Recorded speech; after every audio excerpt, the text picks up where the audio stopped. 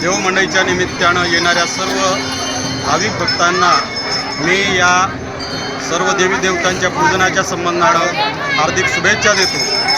येता येणाऱ्या सर्व भाविक भक्तांच्या जीवनामध्ये सुख शांती समाधान येवो अशी मी देवीच्या चरणी प्रार्थना करतो। तसेच बळीराजांच्या जीवनामध्ये देखील एक चांगलं निसर्ग त्यांना साथ देवो, त्यांच्या जीवनामध्ये एक उत्पन्न भरभराटीचे येवो आणि त्यांचं जीवन समृद्ध व्हावं अशी देवीच्या चरणी प्रार्थना करतो। येणाऱ्या सर्व भाविक भक्तांसाठी आम्ही या ठिकाणी पाण्याचं स्टॉल लावलेलं आहे, त्यांची तहान भागवण्याचं काम या ठिकाणी आम्ही करत आहोत। एवढंच सांगतो आणि सर्वांना शुभेच्छा देऊन मी देवीच्या चरणी ईश्वर चरणी प्रार्थना करतो।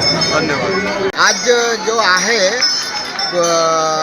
कुमकोटचा देवमंडळी ते दरवर्षीप्रमाणे यावर्षीसुद्धा त्याचं आयोजन आपण शरद पौर्णिमेला आयोजन करत असतात आणि त्या आपल्या